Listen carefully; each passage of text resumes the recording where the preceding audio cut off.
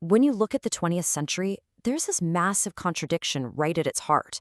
An alliance forged in the fire of World War II that turned to ice almost overnight. I mean, it's a huge paradox, isn't it? The United States and the Soviet Union fighting side by side to take down one of the greatest threats the world had ever seen. And then, bam, the moment the war is over, they're at each other's throats, plunging the world into a new kind of conflict that would last for decades. So, how on earth did that happen? Well, the answer, really, comes down to one incredibly powerful force: ideology. And this image just perfectly captures that feeling. The world was literally split in two. Winston Churchill famously gave it a name: the Iron Curtain. But you have to understand, this wasn't just a line on a map. It was a division of beliefs, a fundamental clash of worldviews that was about to shape, well, everything. Okay, so to really get this, we've got to go back to the beginning. We need to understand the alliance itself, an alliance that was really a product of World War II.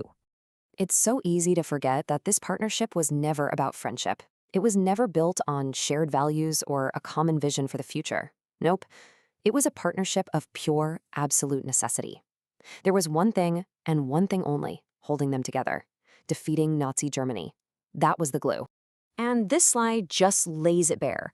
On one side, you have the United States, championing liberal democracy and free markets. The right to vote, individual freedoms, private businesses.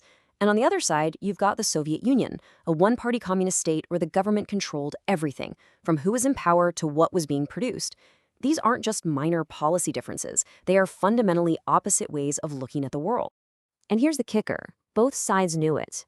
Even while they were smiling and shaking hands for the cameras at conferences, there was this unspoken understanding. This whole alliance was temporary. The deep, ideological fight was just on pause, simmering right below the surface. The mistrust was already there. And then the war ends. That temporary glue holding them together just dissolves. And all that mistrust comes roaring right back to the surface. This is the moment everything changes. Which brings us to probably the most important concept in this whole explainer, what we're calling the ideological lens. Okay, so imagine putting on a pair of glasses that colors everything you see. That's what was happening. Every single action the other side took was filtered through their own core beliefs: capitalism versus communism, and that filter almost always made them assume the absolute worst. So, where do we see this lens in action for the first time? The first major flashpoint was what the Soviets were doing in Eastern Europe right after the war. Remember, the Soviet army had pushed the Nazis out of these countries, but now they weren't leaving. And this is a perfect example of that lens at work. From the Soviet point of view, controlling Eastern Europe was just defensive. Their ideology taught them that capitalist nations were naturally aggressive and would eventually attack them, so they needed a buffer zone of friendly states to protect themselves. But the Americans, looking through their lens, they saw something completely different. They saw a brutal, aggressive expansion of a tyrannical communist empire. It's the exact same action, interpreted in two completely opposite ways. This image really captures that Western fear. Here's Poland, a country that had just suffered so much under the Nazis, now seen as trapped behind this new Soviet Iron Curtain. For the West, this was all the proof they needed. It felt like compromise was totally off the table. So from this point on, after 1947, the mistrust is basically set in stone. The rivalry gets serious, the lines are drawn, and this conflict starts to go global. So what does America do? Well, its response in Europe was ideological too. They launched the Marshall Plan, and this wasn't just charity work. It was a deeply strategic move. The American belief was that if they could help rebuild strong, prosperous, capitalist economies in Western Europe, those countries would be the best possible defense against the spread of communism. But, you guessed it, put on the Soviet ideological glasses, and what do you see? Stalin didn't see a helping hand. He saw a capitalist trick. He called it economic imperialism, basically a Trojan horse to make Europe dependent on the US and to weaken Soviet influence. So he flat out forbade any of the Eastern European countries from taking a single dollar. And from there, the conflict just spills out of Europe. In 1949, when communists won the civil war in China, it felt like a catastrophic ideological loss for the West. Then, just a year later, war breaks out in Korea.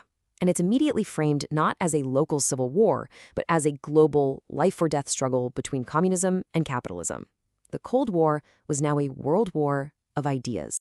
So let's pull all of this together. What's the final takeaway? How do we really understand the role ideology played in kicking all this off? Okay, here's the bottom line.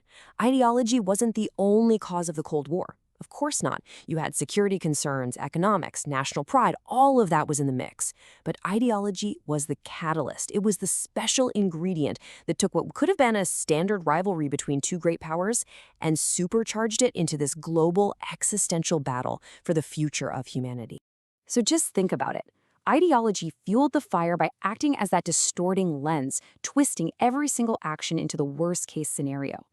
It turned a simple political rivalry into a moral crusade, a battle of good versus evil.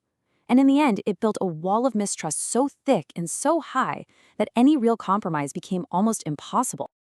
And all of this leaves us with a really big question. Once their common enemy was gone, was a clash between these two powerful opposing worldviews truly inevitable? It's something historians still argue about today, and it's definitely something we're thinking about.